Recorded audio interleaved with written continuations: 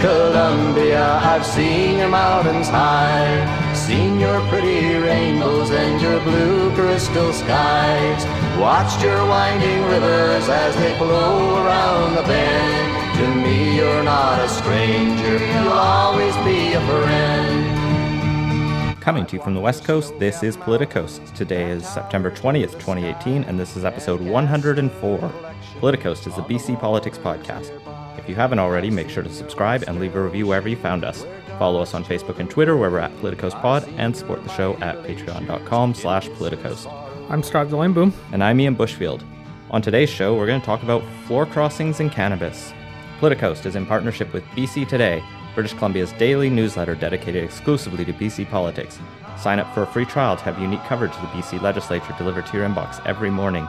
Listeners to Politicoast, enter the offer code CITIZEN for access to a special rate. For your free 2-week trial of the newsletter, go to britishcolumbiatoday.ca. And we have an announcement. We will be moderating a debate on the proportional representation referendum. This is an event hosted by the Canadian Club. It'll be on October 23rd at Terminal City, and it will be between Suzanne Anton from the No side and Seth Klein for Yes. We'll have a link to the event and how you can get tickets. They're a little pricey at $95 for non-members, but if you happen to be a Canadian Club member, you can get $10 off. And this is not Canadian Club whiskey, this is just a pro-Canada club. Yes. It's very hard to find them on Google. It'll be a fun time. We're going to record the event as well, so anyone who can't make it there can hear it on the podcast. But if you want to be there, I think we'll be able to squeeze in some questions from the audience if you want to pitch them to either Suzanne or Seth. We're still figuring out the format, but it should be a fun afternoon on, I think it's like a Tuesday. Tuesday from 11:30 to 2 p.m. That'll be downtown Vancouver. We'll have all the details in the show notes. Deadline for registration is Friday, October 19th. So do make sure you get your tickets by then. Yeah, we're looking forward to it. We also had a little bit of feedback from our last episode in like a really nice long email from a Trevor. And he totally disagreed with both of us, but he did it in a respectful and thoughtful way, and I really appreciate that. Unfortunately, his comments are all totally moot because the Ontario Court of Appeal has decided that neither of us needs to argue about the notwithstanding clause. But Trevor basically took exception to our approach to belittling Doug Ford, and he really was offended that I suggested we should just repeal the notwithstanding clause because it's a stupid way to just trample our rights. But Trevor does correctly point out that we wouldn't have the charter without the notwithstanding because it's a political compromise. And he also highlights, actually, I think, an important point that judges are political. Everything is political, and I'll agree with that. But he goes a bit further and sort of argues that there's some potential value in doing something to fix Toronto now. Trevor's lived in Toronto, neither of us have. Maybe it is a terribly dysfunctional city, but I'm not convinced that this last 2 months has made Toronto any closer to better governance. Yeah, especially because of how much of a last-minute change there was on this. Like, these are the sorts of reforms that, okay, maybe you can make an argument for them, but throwing that in, literally the day before nominations close in the middle of an election campaign that's been going on for a while. Like, candidates started campaigning back in May, I think. Like, it's not the right way to go about it. Like, even if we can agree that the outcome is correct, the process is completely bungled in this case. And the process, I think, is actually what has worked out now. So Ford had gotten to second reading of trying to introduce the notwithstanding clause in a reintroduced bill when the Ontario Court of Appeal heard and issued a stay of the previous court, sort of in the same day. Yeah, so this isn't a reversal of the previous court's decision. They're still hearing arguments on that. This is just we're not actually going to let that court's decision go into effect before you have a chance to go through the appeal. And this is kind of rare. Courts don't usually act this fast on injunction or stays hearings, but the 3-judge panel that heard this puts in their ruling that this is a very urgent situation. We recognize the election's coming up on October 22nd, and they kind of go through the basics of the test for this, and they say, the lower court's ruling is basically dubious. And they talk about how unfairness alone does not establish a charter breach. The question is not whether the government's bill is unfair, but whether it's unconstitutional. And they go, it's likely the government will win its appeal. So let's let the government bill go through. Courts shouldn't just drastically be stepping on the government's toes like this. Now, of course, the city and the applicants who brought this challenge are hoping to appeal this decision to the Supreme Court of Canada right away, just making the whole thing messier. But I think for now, Toronto's going to have a 25 ward election. So I just wanted to go back and touch on a couple other things in Trevor's email. He did call us out for the Trump comparisons and suggest they were somewhat childish. And I do agree that the Trump comparisons are overdone in politics, and it wouldn't be a bad idea if they got toned down a fair bit. But I think in this case, the comparison is apt in that both of them have acted in a way that kind of undermines the general norms of the political institutions that they're now in charge of, or key figures in, and the kind of running roughshod over everything and kind of how things are done is in fact a very Trumpian way to go about this. And I'm not sure I would have necessarily had that comparison or use that comparison if this was being done for the election afterwards, and it's going to be time for this to be properly gone through legislative committees and proper consultations and all of those steps. Yeah, I probably wouldn't have used the Trump comparison, but, kind of literally ramming it through at the last minute, screw what everyone else thinks. Yeah, the Trump comparison is accurate in that case. We'll probably need to come back to the notwithstanding clause and maybe the charter more broadly at some future episode. I think it's such a weird artifact in our charter, or at least it felt like that. It was rarely used, and so everyone kind of forgot about it until this last week. The Saskatchewan case is a bit of a footnote and special case, which I still disagree with, but fine. It's an unusual thing to have in a constitution, and I don't think Canada's really kind of wrapped their head around it in general, in part because it's so rarely used. And I've been thinking about it a fair bit over this last week. I think I kind of come down to the realization that it only really works in a case where you have stable and reliable political norms and very strong institutional checks. And my big concern here is that Ontario might be in the early stages of eroding some of that. Yeah, it was very rich to hear a lot of the people who wrote it saying, oh, we didn't think it would ever be used, or we never meant it to be used like this. It was well, then you should have written it differently. The best case scenario, at least, is it has this 5-year expiration date. And so if Ford kept his word and uses this to ram through other bills that would trample the civil liberties and human rights of Ontarians, at least the next government can not reintroduce it. So yeah, I appreciate the feedback. Agree to disagree kind of situation, but ultimately I feel vindicated that the courts worked it out on their own. Yeah, and both of us took the position that we kind of agree that this shouldn't go forward. The court ruling wasn't very strong or likely to be held up on appeal, and I think we've been shown right on that. I don't know that I would have called it dubious, but it felt too, it was too good to be true. Stretching in places. Yeah. But I don't think the crickets thing was the biggest issue with it. That was just a judge having a bit of rhetorical flair, and I actually appreciate that. That makes it more fun to read what is otherwise a very dry document. And he highlights in that bit that the Ontario government presented no arguments to justify why they brought this in.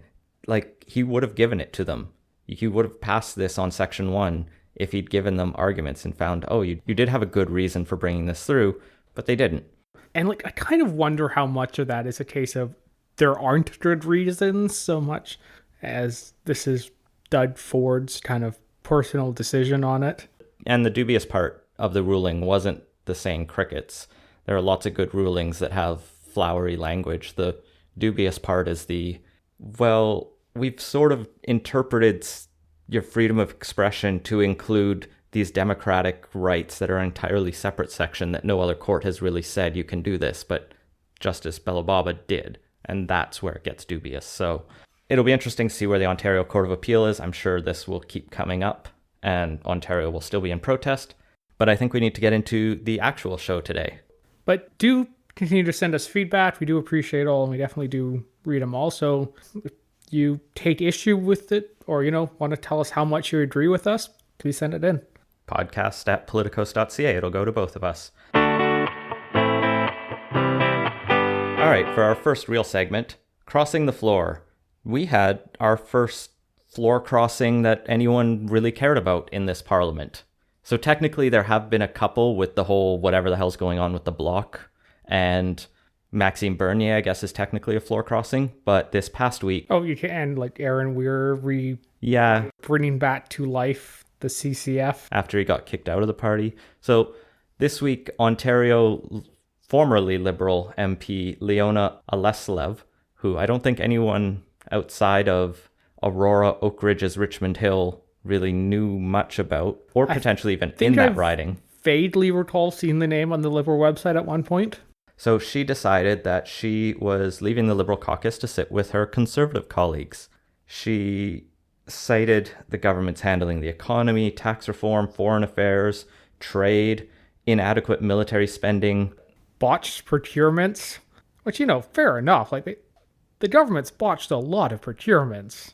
Just usually not the sort of thing that motivates a floor crosser. It would motivate you. So it gets a little bit more confusing because through the summer, she and her social media presence had been generally supportive of the Liberal agenda. That's fairly common of a lot of floor crossers. They're on the team until they're not. She did say her and Scheer had been having conversations for a few weeks. She says the concerns she had were met with silence from the governments, and it's her duty to stand and be counted. Our country is at risk. The government must be challenged openly and publicly, which, of course, you can do from within the caucus. Like, you can't do it too vociferously, but if you're in the backbench, they can't punish you much more. So you could have said literally anything before today. Well, Trudeau could refuse to sign our nomination papers.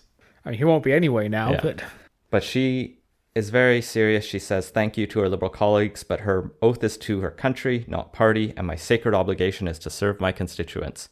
So this is the first MP to leave the Liberal caucus of their own accord. There had been a couple who were put out for harassment allegations or medical leave related to substance use issues and that kind of thing.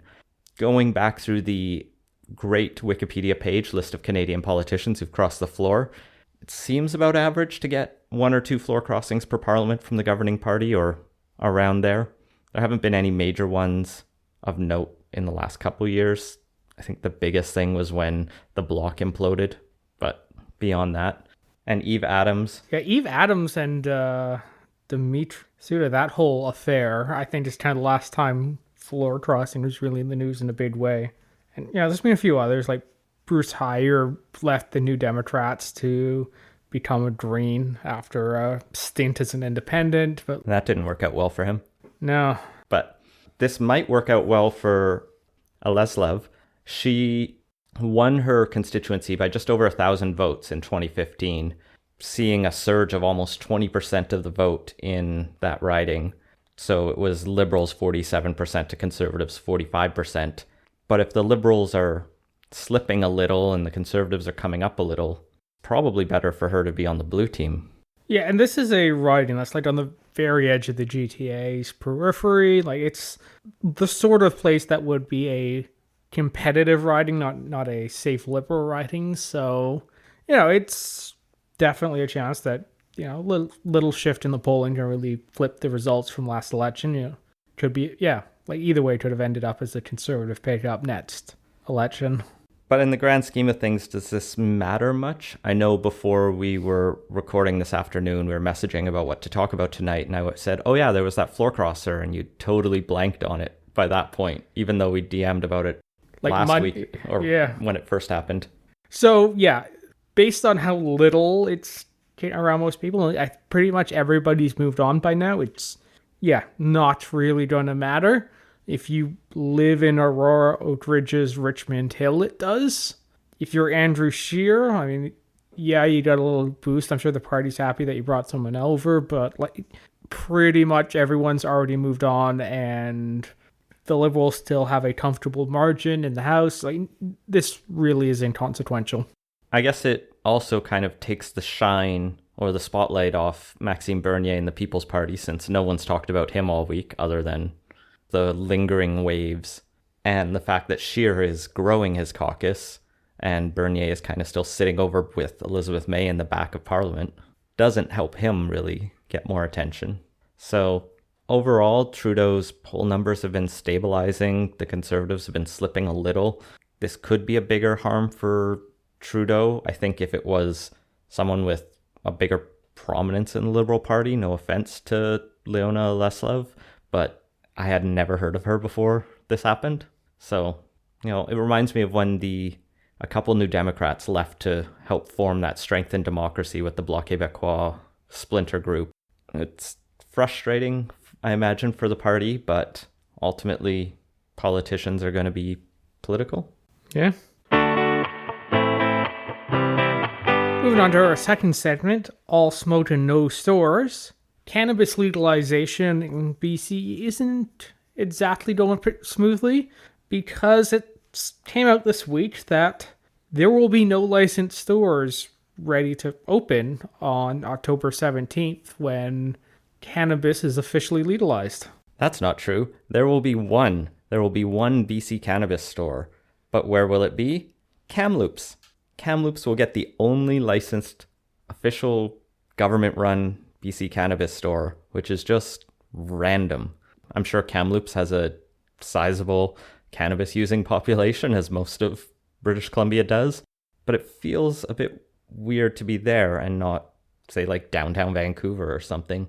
I think part of the issue that's going on is the government changed last year, as we all know, and that has left them 2 steps behind every other province in the country, rushing to kind of catch up on setting up a legalization framework.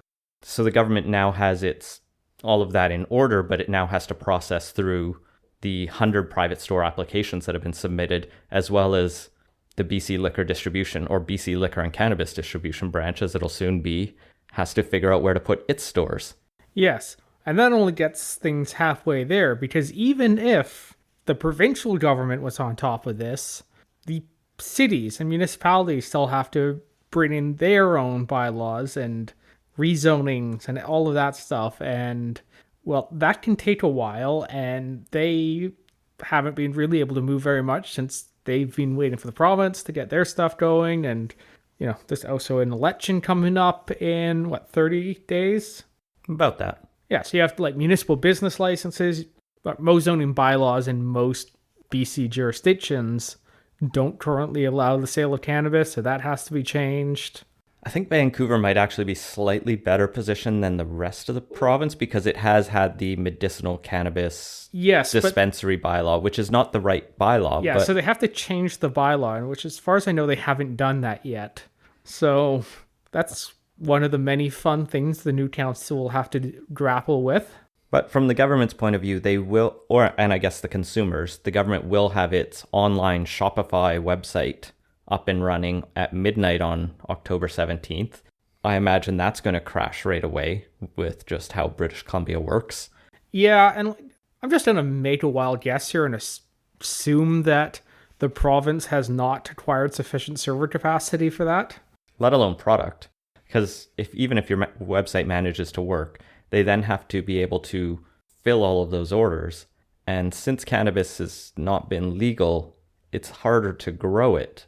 And plants don't kind of appear overnight. So when people have talked about cannabis legalization being this rocky, rough, difficult to get done by October 17th, because remember, it was supposed to be July 1st, or maybe that was just an off-the-cuff remark from Trudeau, as he seems to make, I think we're finally starting to see what that really means. And it means one store and an online system that may or may not live up to its promise. The other part of the stores opening discussion that's been coming up recently is the Minister of Public Safety and Solicitor General Mike Farnworth has been talking about once legalization comes in, the province is going to start rolling out its new enforcement branch to shut down illegal dispensaries and unlicensed distributors. And that's getting a lot of people frustrated and worried, because if they don't have access to a legal store and the government's already coming and shutting down illegal stores, it makes it a bit tough. I think their plan is to only start cracking down once the licensed stores start opening up, but it's a bit of a Gray area, as it turns out. So there's that fun, and that's probably involved more court cases as people try to figure out what's going on. And then I guess the final legal question that's coming up is increasing fears that the US border may become a less friendly place for a large number of Canadians, as the US, who knows what they decide to do, but they could easily say, because they already do, if you admit to a US border guard that you have smoked weed, which is not legal there, they can turn you away or even potentially detain you at the border. Don't think they can detain you, but I think they can prevent you from coming back. Yeah. And they can also apply that to anyone who works in the industry, all of whom are doing something legal in this country, but the US doesn't like. And so right now, Ralph Goodale, the federal safety minister, has talked about how, there should be nothing to worry about. We don't have any indication the US border guards are going to ask more people than usual. But that's not that reassuring if you're going to be crossing the border and may or may not do something legal in Canada. There was one other interesting story that I feel like mentioning around cannabis, and that's one of British Columbia's own companies has become the world's it's called world's largest, but they're not doing much yet. This company, Tilray, its stock has jumped tenfold since its IPO in July, and it's now valued at $17 billion. It has no revenue, really, because there's no product to sell. But this is a cannabis company that is based in Nanaimo, of course. It's focused on medicinal marijuana. It's got backing from Peter Thiel, of course. And it's basically where everyone is speculating all of the cannabis is going to be this huge industry in Canada. And a lot of people are going to lose a lot of money really fast when this overshoots. Yeah. So for perspective, in 2016, Nanaimo's GDP was $4.2 billion. So the value of this company is more than the entire transactions in the Nanaimo economy was 2 years ago. Well, that's good news for Nanaimo. This company built a 60,000 square foot research and production facility there in 2014. It's got a deal with Shoppers Drug Mart to sell pot, which is very Canadian, I guess. Things are going to get interesting. We'll have to keep our eye on how this goes, but we know that there are so many outstanding issues with legalization at this point, between the impaired driving regulations, the lack of stores, the US border, and everything else. So fun times this next, 18 months of moving in this direction will be. I still think it's the right direction because criminalization was not a good model, but man, turns out it's really hard to legalize something that's been illegal for 100 years. Well, let's go into quick takes.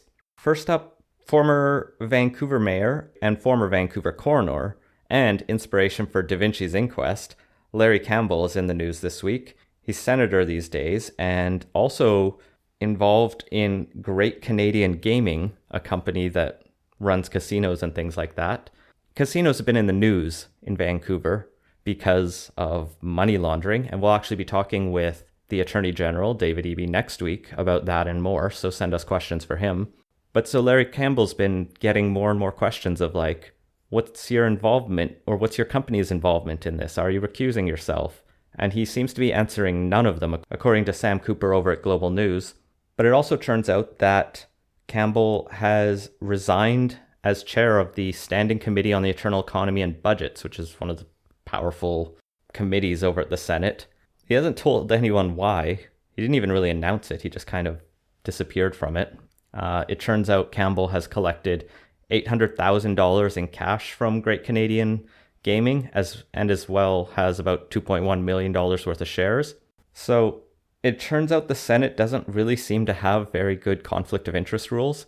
I mean, he's not allowed to vote on things that involve gaming, and he has recused himself from votes in the past, but that senators can be on the boards of major corporations and collecting separate salaries from them doesn't seem necessary, let alone ethical.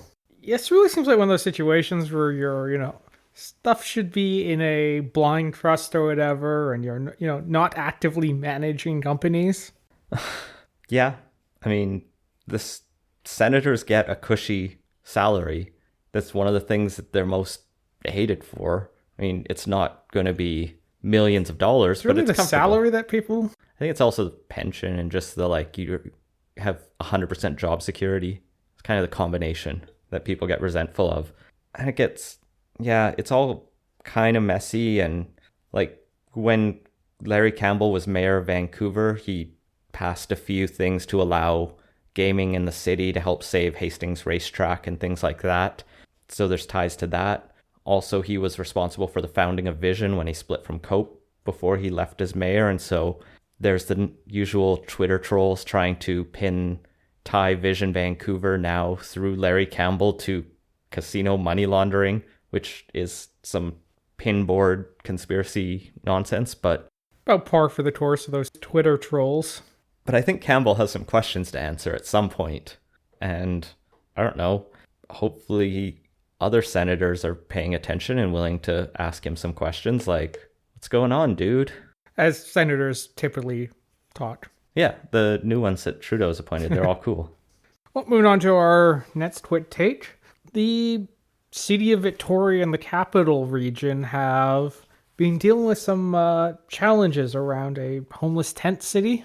So there's this Camp Namigans, and I hope I pronounced that right, that is, I believe, over 100 people now who are without homes and trying to just have shelter for the night, through the night. And they were camped out beside Highway 17 in Saanich, and the Ministry of Transport, the provincial government, was saying, oh, you can't camp right beside a highway, it's unsafe, yada, yada, yada, move. You can go to any of the parks or something like that in Saanich.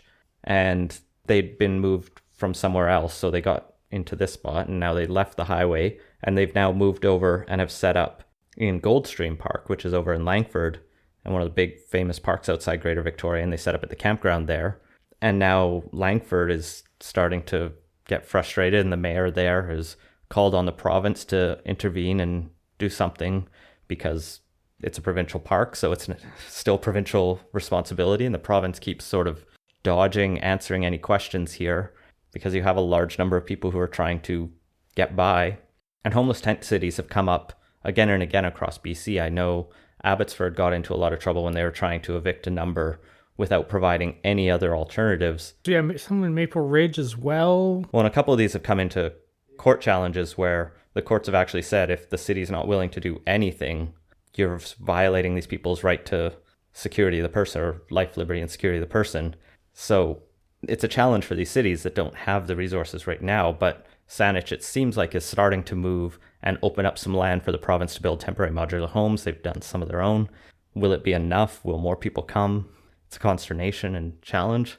I don't have a good solution here, but, sending police to keep chasing homeless people around does not seem like a good use of anyone's time. Yeah, and kind of the way I gather it's set up right now is like they're allowed to stay overnight in a park, but have to vacate the following morning. Yeah, that's been the case in some cities as well, which again prevents you from actually getting any routes. And it's not like you should have routes in a tent city in a provincial park, but to at least kind of get your life back going or to have stability is important. This is one of the keys of housing first type policies and why these temporary modular homes, when they go up, have been so successful.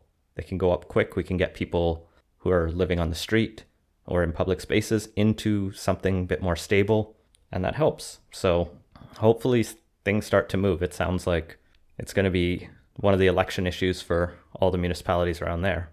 And if you have stronger opinions on these, send them in, because we're just kind of reading this from afar. Yeah, I mean, I grew up in the Capital District, but this is one issue that's kind of popped up since I've left. So it's not so I've been really keeping touch on since.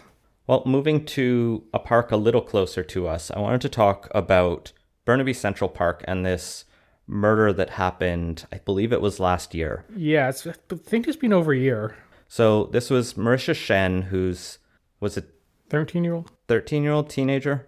She was running or playing in the park after dark and murdered. And Burnaby Central Park, if you've never been, is like Stanley Park, but in the middle of Burnaby. So Actually, no like, seawall. on the edge of Burnaby. I think it borders Boundary Road, which actually makes it a very confusingly named park because it is not central Burnaby. It Not is at all. very much western Burnaby. It's central, like Metro Van, if you Yeah. only count Vancouver Burnaby.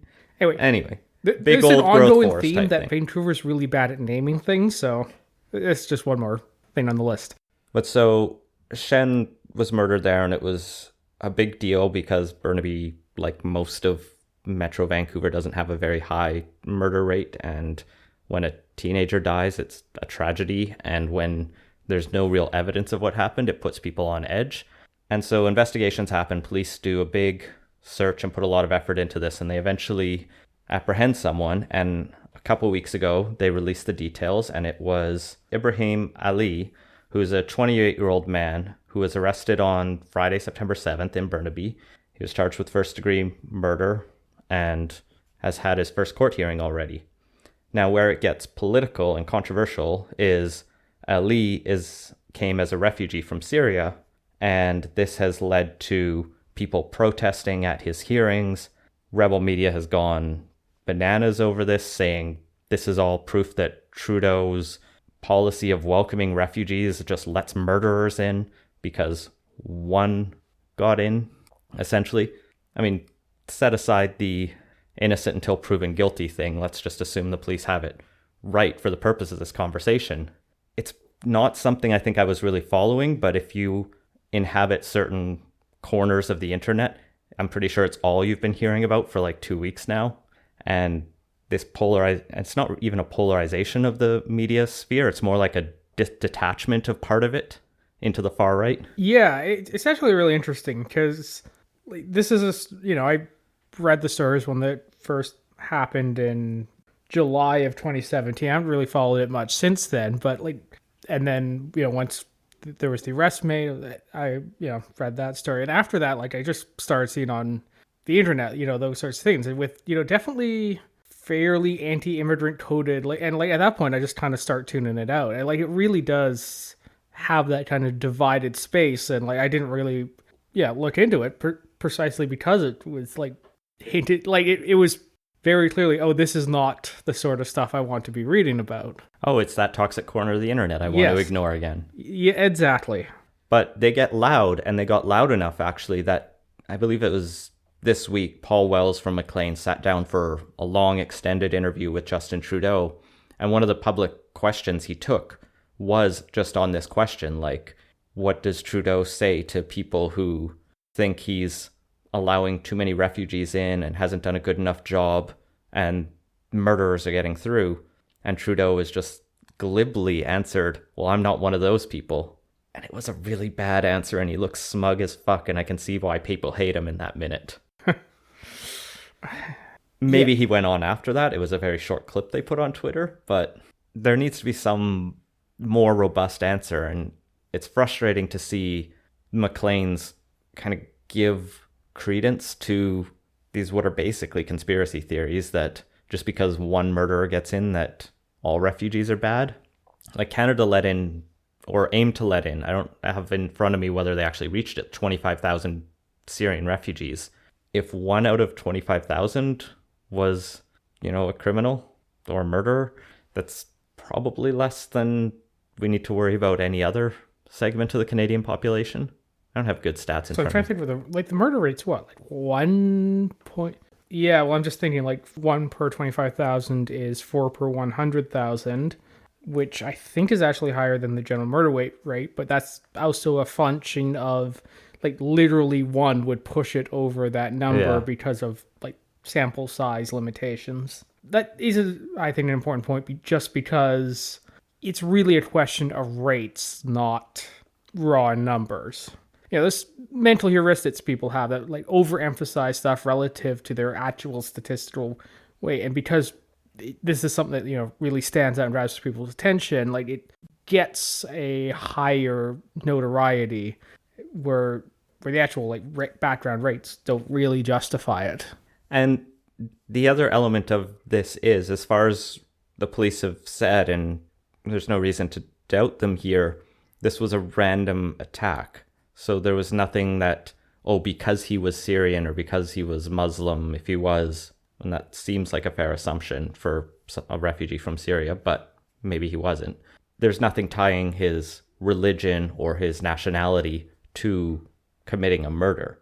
There have been a number of far-right extremist murders, though, in the last 18 months. I did a talk for the Enlightenment Society of BC somehow about fake news, and I led off talking about the Quebec mosque shooting, the Toronto Yonge Street incel guy, and the Fredericton shooter who was over the summer, who a lot of people missed, but he shot 2 cops and 2 civilians and has links to how he thinks Rebel Media is the only reputable news source. None of those are fake news, but they're junk news, and I think part of a bigger problem here. And I think there is a much bigger connection between consuming extremist content and committing extremist acts than you're a refugee. So I just raised this story to put it on the radar of people are protesting this, and it's very concerning how we're turning one incident into this toxic anti-immigrant rhetoric that fuels part of the excitement for the People's Party, for example, or even some of the Conservative Party talking points these days. Now, Scheer isn't saying Trudeau led to Marissa Shen being murdered, but talking about illegal immigrants or illegal border crossers so much is not helping the situation. Moving on to our final item, the Finance Committee's been in consultations for the upcoming 2019 budget. Yeah, this is actually really cool. The BC government always has in the fall consultations for the budget, and whether it's the Liberals or the NDP, they always want to get at least some input from people around the province. What the NDP has done this year is said, first come, first serve, anyone who signs up can give 5-minute talk to MLAs on the Finance Committee and then have 5 minutes of questions from them on whatever you think we should be spending money on or not spending money on. And the committee travels around the province, so it's not just in Victoria and Vancouver. They've already done Dawson Creek, Prince George, Masset, and Campbell River.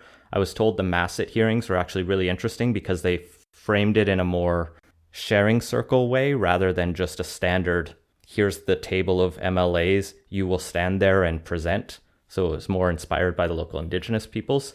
The Vancouver session is coming up on the 24th, but it's already full.